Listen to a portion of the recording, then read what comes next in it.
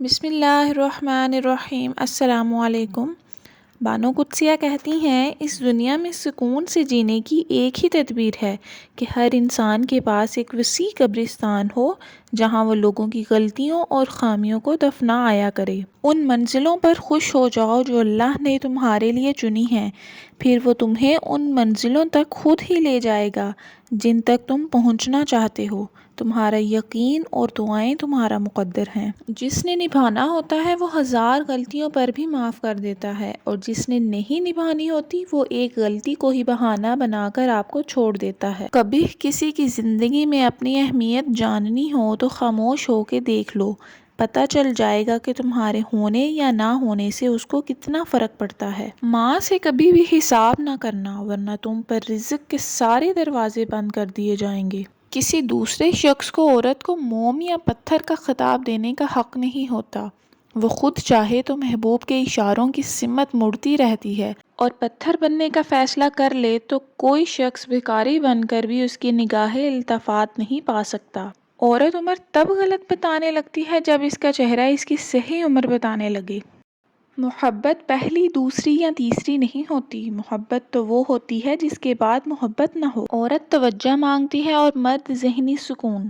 جہاں بھی ان دونوں کو یہ دو چیزیں ملیں گی یہ وہیں کے ہو کر رہ جائیں گے۔ اکثر اوقات سچ کڑوا نہیں ہوتا، سچ بولنے کا انداز کڑوا ہوتا ہے۔ ہم سچ بولنے کے ساتھ ساتھ دوسرے کو ذلیل کر رہے ہوتے ہیں۔ امید بھی بڑی دیوانی چیز ہے، لمحوں میں ریگستانوں میں زیتون کے باغ لگا دیتی ہے۔ چھوٹا بن کے رہو گے تو بڑی بڑی رحمتیں ملیں گی، کیونکہ بڑا ہونے پر تو ماں بھی گود سے اتار دیتی ہے۔ جو مرد آپ کے لیے رو پڑے بس وہ محبت کی انتہا ہے، اس سے زیادہ آپ کو کوئی نہیں چاہ سکتا۔ آپ کتنا ہی علم کیوں نہ پڑھ جاؤ، آپ کیسے ہی عالم کیوں نہ بن جاؤ، لازم نہیں کہ ہدایت پا جاؤ۔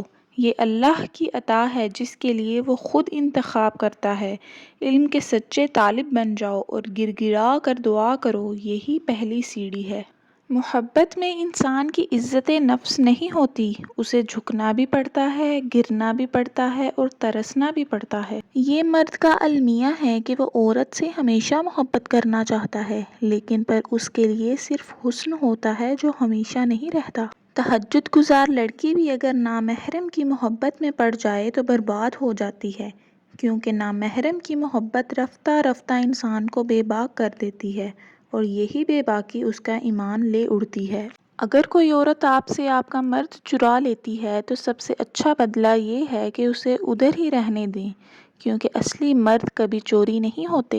سیکھنے کی چیز عزت کرنا اور کروانا ہے، محبت تو خود ہی ہو جاتی ہے۔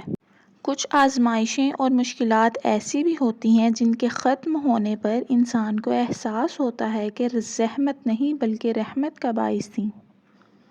رشتوں میں کمزوری کی ایک وجہ یہ بھی ہے کہ ہم ایک دوسرے کی غصے میں کہی گئی باتوں کو یاد رکھتے ہیں، لیکن پیار اور محبت اور سکون میں کی گئی باتوں کو فوراً بھلا دیتے ہیں۔ جو سچے ہوتے ہیں وہ تہذیب کے دائرے کا لحاظ کرنا بھی جانتے ہیں اور صبر کے گھونٹ پینا بھی۔ جزاک اللہ، دعاؤں میں یاد رکھیے گا۔